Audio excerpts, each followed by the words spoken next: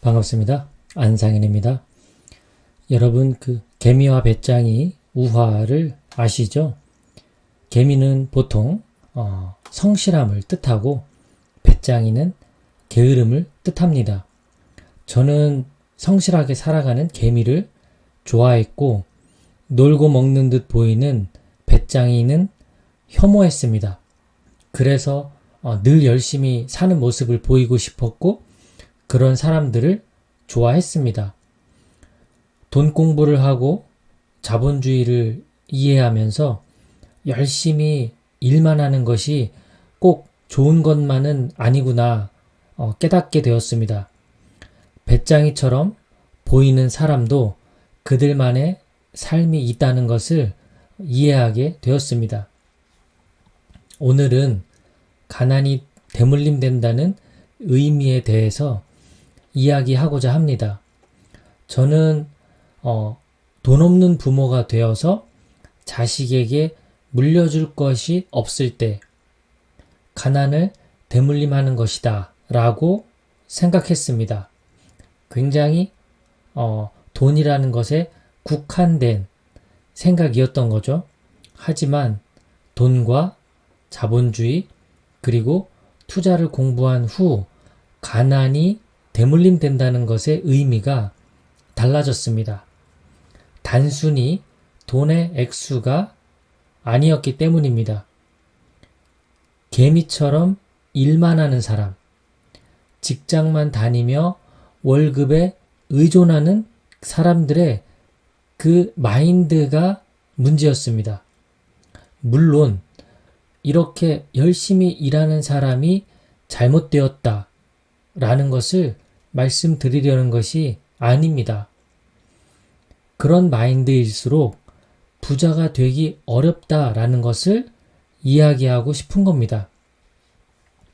월급을 받는 사람은 정말 부자가 되기 어렵습니다. 이 월급이라는 것이 얼마나 그 사람을 노예로 만드는지 생각해 보십시오.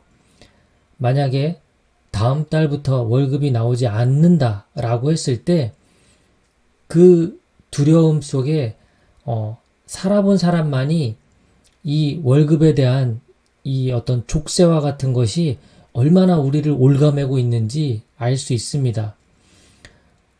게다가 열심히 공부해서 좋은 대학에 입학하는 것이 중요하다고 가르칩니다. 좋은 대학 나오면 좋은 기업에 취업하는 것이 또 중요하다고 가르칩니다. 이런 사고방식, 즉 마인드로는 부자가 되기 어렵습니다. 그래서 가난이 되물림 된다는 것입니다. 부모인 자기 자신의 마인드가 가난한 마인드이기 때문에 고스란히 자녀에게 전해집니다. 자녀도 열심히 일하는 부모를 보며 살아왔기 때문에 열심히 일해서 돈을 버는 삶을 자연스럽게 추구하게 됩니다. 세계적인 부자이죠. 록펠러는 열심히 일하는 사람은 돈을 벌지 못한다 라고 말했습니다. 딱 제 과거도 그랬습니다. 정신없이 일하느라 투자가 뭔지 전혀 몰랐습니다. 몰랐을 뿐만 아니라 누군가 옆에서 땅을 사서 얼마 벌었다, 주식으로 얼마 벌었다, 이런 이야기를 들어도 콧방귀만 낄 뿐 그냥 열심히 일을 해야 된다 이렇게 생각하기 바빴죠. 이번 코로나 덕분에 일이 줄어들었고 오히려 그 시간에 투자 공부를 하게 되었죠. 전화위복이 된 셈입니다. 수입은 좀 줄었지만 오히려 미래를 희망차게 설계할 수 있게 되었습니다. 가난한 마인드의 부모는 자녀가 무엇을 사달라고 하면 보통 뭐라고 대답을 할까요? 돈 없다는 소리가 가장 먼저 나옵니다. 저도 그랬습니다. 지금은 많이 개선이 되어서 돈 없다는 말보다는 어떻게 돈을 모아서 살까 이런 대화를 나눕니다.